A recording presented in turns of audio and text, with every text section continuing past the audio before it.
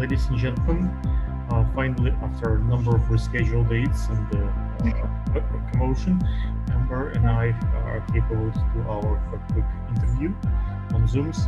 Let's hope that we will accomplish something.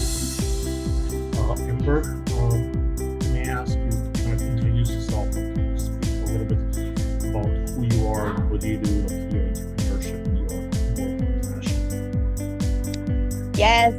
Yes. My name is Amber. I'm the CEO of Fashion Meaning Girls Boutique. Vintage Vibes+Primary colors. Equal, sorry, no boys allowed. I do not carry anything for boys. I've been in business for 3 years now. Really trendy clothes for your little minis. I'm into fashion shows. I give pop-up shops. I posted one of the biggest pop-up shops with 55 vendors. I'm also a tarot reader. I also host brunch and meditation. So that's a couple of things that Yes. Pretty awesome. So it's a lot of responsibility with the shop and the rent and running the business. So you certainly qualified to speak on the subject. How the COVID time have treated you in the last year? What did you do to protect yourself? And what did you do to protect your clients or business? Well, I actually still had my pop-up shop actually during this COVID pandemic. So of course I could not allow anyone in the building without a mask. And just having the tables, with 10 feet apart. Okay. Normal response. When we spoke about this interview, one of the things that I asked you is if you have maybe a funny story or a sad story to share with the audience regarding your business, something that kind of get them to laugh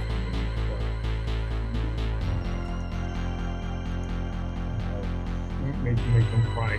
I don't know if I lost you for a minute, or are you still here? Well, ladies and gentlemen, I think we lost Amber for a minute. So now she's I have no idea what happened. It totally locked me out. Yes, so let me repeat the question for the audience. So what when we spoke about this, for you actually, the audience already heard me the first time, so I'm gonna cut this out. When we spoke about this interview, I asked you to think of maybe a funny story or a sad story, something to create empathy from my audience for you.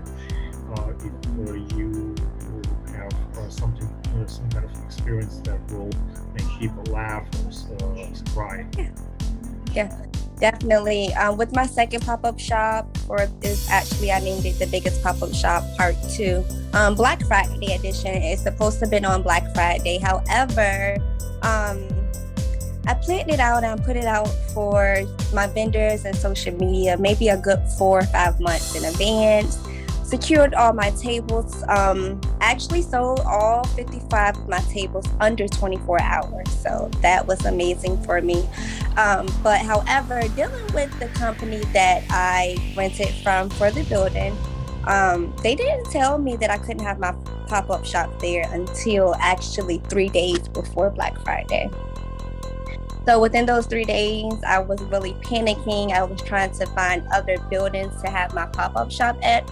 Unfortunately, being that just on that Monday, the governor shut down basically the 757 again and minimized the capacity of 10 people in a building. Of course, with me having 54 vendors and I have customers coming in and out, of course, I was going to be at way over the limit. So dealing with the owners, unfortunately, I never got my deposit back. So, well, that's your sad story. Yeah, sad story. Definitely a sad story.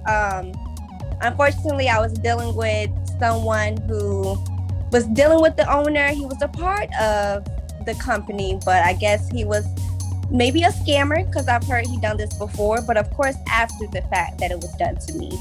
So I did not get my deposit back, which means not only did I have to refund everyone their money, I had to come out additional funds. Yeah, so that sucks. That's a true sad story, and that's one of the goals of the pandemic. And that can happen even without the pandemic, but the pandemic kind of brought this so many other businesses. I feel you. I see many businesses face those unprecedented conditions. What about my fourth question to you was basically scheduled regarding the life hack in business. Let's say when you set up your pop-up shops in your business, is there any advice that you can share with people who are paying you or with people like you for organizing those shops?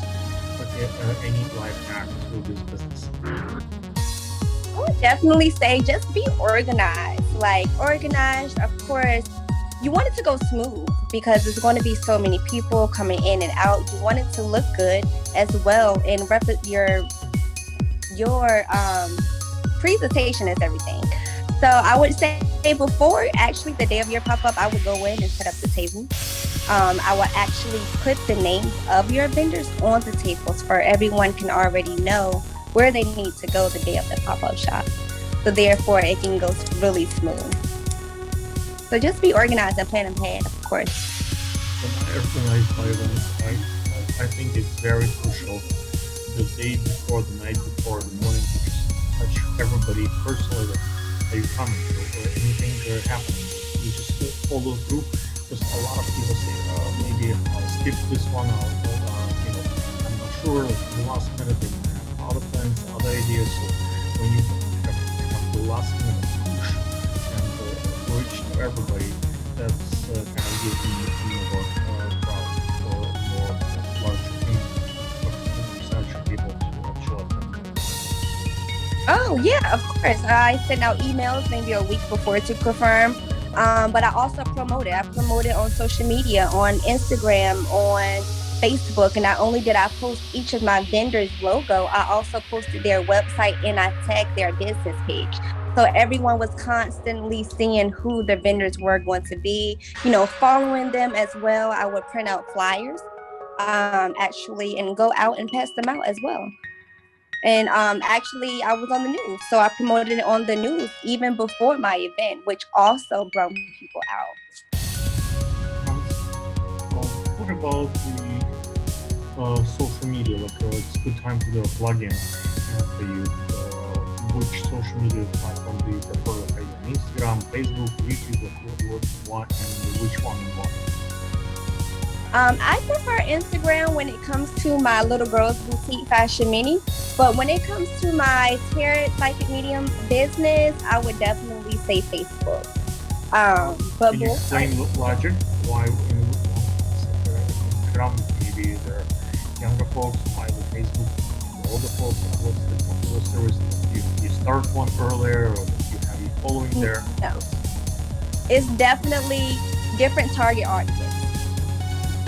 So when it comes to Instagram and my boutique, my target audience is mostly the people that's not out of state, and more of into fashion. When it comes to Facebook, I have a lot of spiritual based following. So it's different social media. To me, for example, I prefer YouTube over the TikTok and Instagram and Facebook. And the reason for that is any of those platforms would require to have an account. You cannot look for Facebook unless you member or Instagram. But YouTube, you don't need an account. Anyone can watch members of the videos. So a lot of people don't want to have social media, don't want to have those footprints. So YouTube allows me to reach those folks who are kind of far away from the social media basic platforms. I definitely want to transition over to YouTube when it comes to my tarot business, because that's a really popular platform for sure. Ladies and gentlemen, we would like to bring this young lady for more in-depth discussion. Please like, comment, write to us. Hopefully, if we get enough interest, we'll continue doing this maybe weekly or monthly, answer particular questions that you consider. Is it fair? I hope so. Thank you. Thank you.